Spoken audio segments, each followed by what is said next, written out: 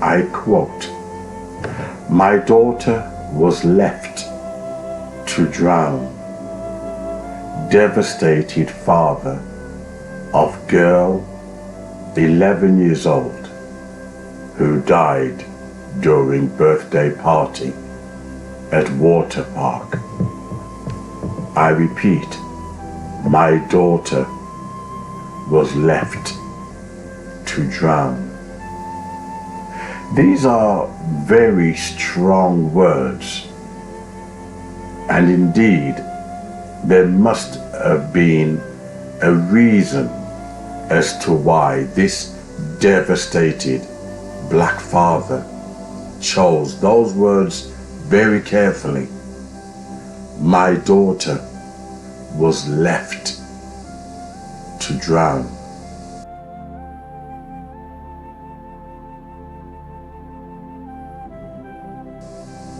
He even justified his statement by saying where she drowned, it was impossible for the staff to not have noticed that she was missing. It was impossible. In fact, he says the way in which they acted was careless. They weren't even bothered. Now, we have to ask ourselves the question, is it possible that you can be a lifeguard and you can watch children of color drowning and you do not act in any way whatsoever? What can drive someone to become so inhumane, so insensitive that you can watch a child drowning, but yet you do not act? I've made videos where I said that many black women were dying in childbirth. I teach singing lessons. One of my students, who is a biological scientist, she does a lot of works, doing all these tests in labs, etc. And I discussed it with her, and she says, oh yes, all they do not give these black mothers medication when they're in pain, when they're drowning. They do not give them any assistance. Hence why so many black mothers die in childbirth, because these people who are supposed to show duty of care, when it comes to black people, something inside of them kicks in that they become psychopaths. They cannot relate to saving the life of a fellow human being, because when it comes to blackness, they do not have any empathy, any sensitivity, and it goes back to slavery and how they degraded and dehumanized people of color. I'm not saying all white people. There are some white people who are so beautiful you can't even tell they're white. I'm not talking about those kind of white people. I would never judge them.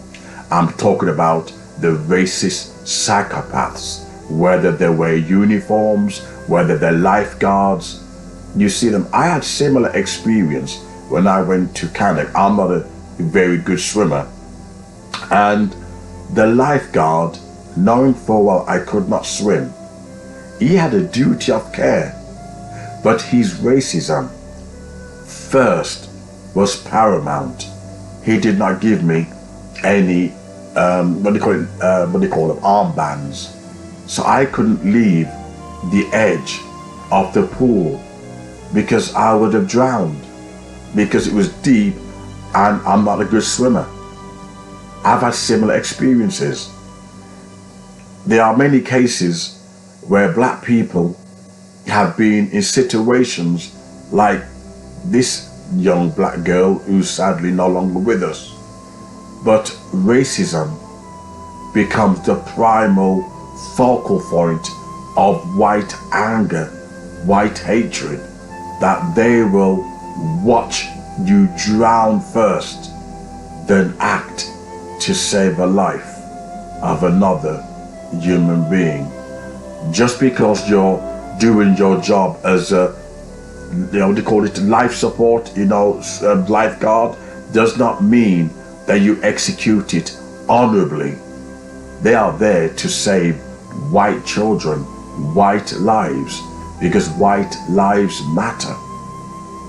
The same with the police officers. They do a job, they wear uniforms, but they victimize black people. The same thing in the hospitals. Although they wear uniforms, they allow black women to die in childbirth. So it doesn't matter what job you're doing, you're still a racist. Hence why this poor young black girl, biracial, they watched her died. Because when you look at her, you see a black girl with her braids. She didn't look white enough for them to want to be proactive. They watched her die. It took them half an hour. This is how they respond to black pain.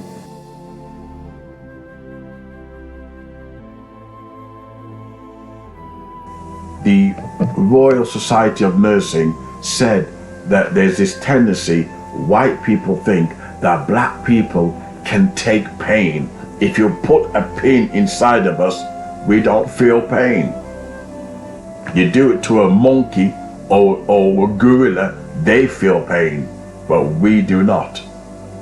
It sums up in 2022 how nothing has changed. Took them half an hour before they even called the emergency service. They wanted to make sure this little girl was dead before this. This is the words of the father. It took them half an hour.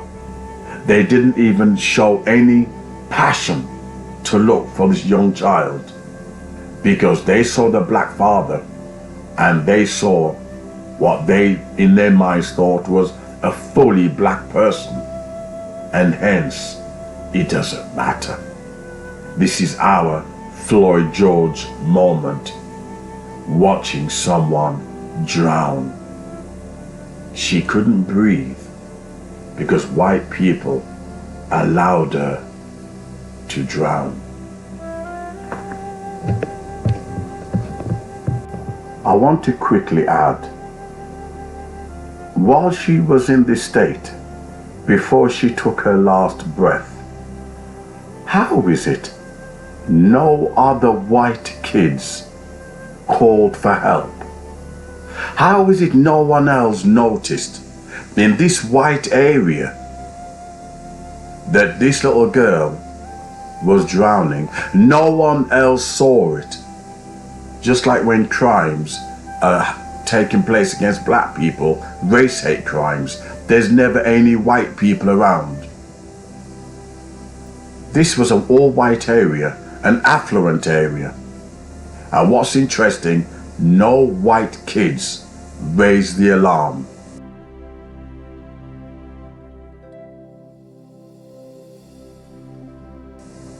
She drowned by herself. There was nobody around to witness that she was struggling. No one around. There's no cameras. They not only failed in duty of care, but I'm sure manslaughter is also involved. No doubt they'll have their disclaimer, but no one in this peak of August, summer holiday, and no one witnessed this little girl in trouble. Look, I remember I went with a white friend of mine on National Trust holiday, and you got all these big massive lakes, and I saw this white child moving towards like a cliff edge, and I could see what was going to happen. So what did I do? This was a white child. I went over casually because I knew what was going to happen to this white child. Their parents were busy dawdling, and before the child can drop, I quickly grabbed him. And the parents were shocked. How is it I knew? Because I got common sense. So I saved this white boy's life. I knew what was going to happen. I can see it. He was playing too close to the edge, and I thought we're going to have a disaster. So because I saw it, I saved this white boy's life, or toddler. There's only a baby. I saved his life.